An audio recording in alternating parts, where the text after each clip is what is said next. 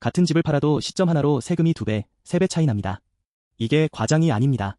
양도차익 5억 원 기준으로 세금이 1억 3천만 원에서 3억 4천만 원까지 벌어집니다. 4년간 유예됐던 다주택자 양도세 중과가 2026년 5월 9일부로 공식 종료됩니다. 5월 10일 양도분부터는 기본 세율의 최대 30% 피가 가산되고 장기 보유 특별공제까지 전면 배제됩니다. 남은 시간은 며칠 안 됩니다. 다주택자라면 지금 당장 확인해야 합니다. 오늘 영상에서는 뭐가 어떻게 바뀌는지, 경과 조치는 어떻게 활용하는지, 그리고 남은 절세 전략까지 빠짐없이 총정리해드리겠습니다. 정부는 2022년 5월부터 부동산 시장 연착륙을 위해 다주택자 양도세 중과를 한시적으로 유예해왔습니다. 1년 유예하고 또 연장하고 이렇게 총 4차례나 연장됐는데요. 그때마다 또 연장되겠지 하는 기대감이 있었습니다. 하지만 이번에는 다릅니다.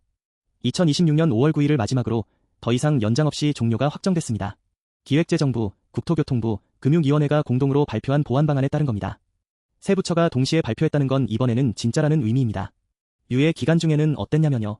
다주택자도 기본 세율 6%에서 45%가 적용되고 장기 보유 특별공제도 받을 수 있었습니다. 1주택자와 세금 구조가 크게 다르지 않았죠. 하지만 유예가 끝나는 5월 10일부터는 중과세율이 부활하고 장기 보유 특별공제가 전면 배제됩니다. 완전히 다른 세금 체계가 되는 겁니다. 여기서 반드시 기억해야 할 게 있습니다. 양도 시점은 매매 계약일이 아닙니다. 잔금 청산일과 소유권 이전 등기 접수일 중 빠른 날을 기준으로 판단합니다. 이게 굉장히 중요합니다. 계약만 해두고 잔금을 5월 10일 이후에 치르면 그 순간 중과 대상이 됩니다. 계약서에 도장을 찍은 날짜가 아니라 실제 돈이 오간 날짜가 기준입니다. 이 차이 하나 때문에 수억 원의 세금 차이가 생길 수 있습니다. 5월 10일 이후 조정대 상지역 내주택을 양도하는 다주택자에게 적용되는 세율을 구체적으로 살펴보겠습니다. 먼저 2주택자입니다. 기본 세율 6%에서 45%에 20% 피가 가산됩니다. 최고 구간이면 65%가 되는 거죠. 3주택 이상은 더 무겁습니다. 기본 세율에 30% 피가 가산되어 최고 구간 기준 75%입니다. 여기에 지방소득세가 양도세의 10% 별도로 붙습니다. 3주택 이상 보유자가 최고 구간에 해당하면 양도세 75%에 지방소득세 7.5% 합쳐서 실효세율이 82.5%까지 올라갑니다. 집을 팔아서 번 돈의 80% 이상을 세금으로 내야 한다는 뜻입니다. 그런데 여기서 끝이 아닙니다. 세율만 오르는 게 아니라 장기 보유 특별공제까지 배제됩니다. 장기 보유 특별공제는 3년 이상 보유하면 최대 30%까지 양도차익을 깎아주는 혜택인데요.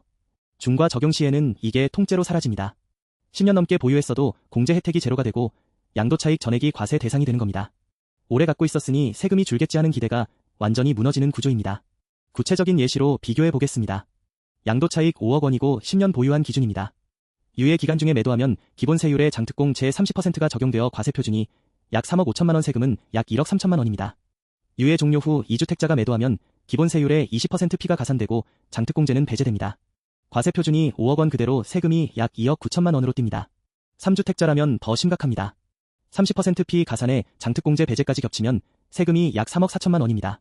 팔아서 남는 게 1억 6천만 원밖에 안 됩니다. 시점 하나 차이로 세금이 1억 6천만 원에서 2억 1천만 원까지 더 나오는 구조입니다. 이게 단순한 세율 인상이 아니라 세율 가산과 공제 배제가 동시에 터지면서 실질적인 세부담이 폭증하는 이유입니다. 다행히 정부는 거래 안정성을 위해 경과 조치를 마련했습니다. 5월 9일까지 매매 계약을 체결하고 일정 기한 내에 잔금을 치르면 기본 세율을 적용받을 수 있습니다. 경과 조치 요건을 구체적으로 정리해 드리겠습니다. 첫째, 기존 조정대 상지역입니다. 강남, 서초, 송파, 용산 등 2025년 10월 15일 이전에 지정된 지역은 5월 9일까지 매매 계약 체결 후 계약일로부터 4개월 내에 잔금과 등기를 모두 완료해야 합니다. 가장 늦은 경우인 5월 9일 계약이면 2026년 9월 9일이 최종 기한이 됩니다. 둘째, 신규 조정대 상지역입니다. 서울 나머지 21개 구와 경기 12곳처럼 2025년 10월 16일에 지정된 지역은 계약일로부터 6개월의 여유가 있습니다. 5월 9일 계약 기준으로 2026년 11월 9일이 최종 기한입니다. 셋째, 토지거래허가 신청분은 5월 9일까지 시군구청에 허가 신청을 완료하면 예외가 인정됩니다. 여기서 주의할 점 3가지가 중요합니다. 첫 번째 주의점입니다. 경과조치 인정에는 매매계약 체결뿐 아니라 계약금 수수까지 완료되어야 합니다. 단순 가계약이나 구두합의, 문자 메시지로 합의한 것만으로는 안 됩니다. 정식 매매계약서와 계약금 입금 내역이 필요합니다. 두 번째 주의점입니다. 잔금 기한의 기산일이 5월 9일이 아니라 실제 계약일이라는 겁니다. 예를 들어 4월 1일에 계약했다면 기존 지역 기준 4개월은 8월 1일이 기한입니다. 5월 9일부터가 아니라 내 계약일부터 세는 거니까 4월 초에 계약한 분은 기한이 꽤 빠릅니다. 세 번째 주의점입니다. 잔금일과 등기 이전일이 모두 기한 내에 완료되어야 합니다. 잔금만 치르고 등기를 미루면 요건 불충족으로 판정될 위험이 있습니다. 잔금 치르는 날과 등기 접수하는 날을 같은 날로 맞추는 게 가장 안전합니다. 경과 조치를 활용하려면 이 3가지를 반드시 체크하세요. 그렇다면 중과가 적용되는 조정대상 지역은 어디인지 2026년 5월 현재 기준으로 확인해 보겠습니다. 먼저 서울입니다. 서울은 25개 자치구 전역이 조정 대상 지역으로 지정되어 있습니다. 기존에는 강남, 서초, 송파, 용산 이른바 강남 4구만 해당됐는데요.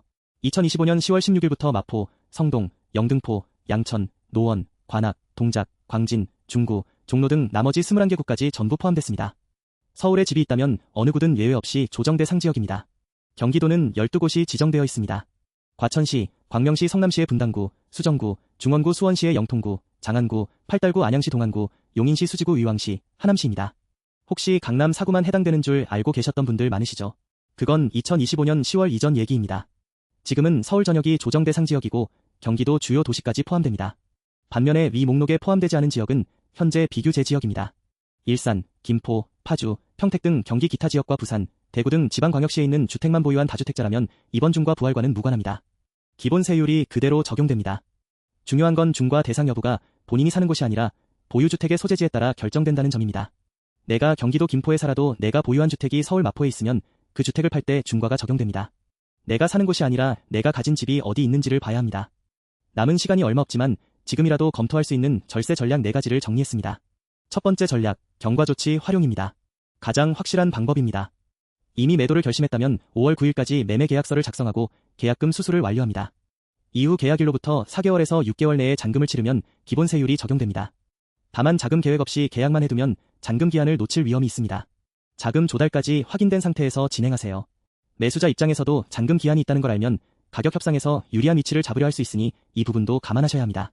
두 번째 전략, 매도 순서 조정입니다. 비규제 지역 주택은 중과 없이 언제든 기본 세율로 양도할 수 있습니다. 따라서 조정 대상 지역 주택을 유예기간 내에 우선 매도하고 비규제 지역 주택은 시점 부담 없이 이후에 처리하는 게 합리적입니다. 규제 지역 먼저, 비규제 지역 나중에 이 순서 하나만 바꿔도 절세 효과가 크게 달라집니다. 세 번째 전략, 과세연도 분산입니다. 양도소득세는 누진세율 구조입니다. 같은 해에 여러 채를 팔면 양도차익이 합산되어 최고세율 구간에 진입하게 됩니다. 올해 한 채, 내년 한 채로 나눠 매도하면 각각 낮은 세율 구간을 적용받을 수 있습니다. 이것만으로도 수천만 원 차이가 날 수 있습니다. 다만 경과조치 기한과 과세연도 분산 시점이 충돌하지 않는지 꼼꼼하게 따져봐야 합니다. 네 번째 전략, 증여 검토입니다. 양도 대신 자녀에게 증여하는 방법도 있습니다. 특히 대출 같은 채무를 함께 넘기는 부담부 증여라는 방법이 있는데요. 증여세 과세 표준을 낮추면서 채무에 해당하는 부분은 기본세율 양도세로 처리할 수 있습니다. 상황에 따라서는 직접 매도하는 것보다 세부담이 줄어드는 경우가 있습니다. 다만 증여세율과 양도세율을 정밀하게 비교해야 하므로 반드시 세무 전문가와 시뮬레이션을 거치세요. 이건 정말 단독 판단이 위험한 영역입니다. 마지막으로 시장 전망과 놓치기 쉬운 리스크를 짚어드리겠습니다. 유예 종료를 앞두고 이미 시장의 변화가 감지되고 있습니다.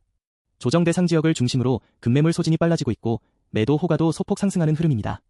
5월 9일까지는 막차 수요가 집중되면서 거래량이 일시적으로 증가할 수 있습니다.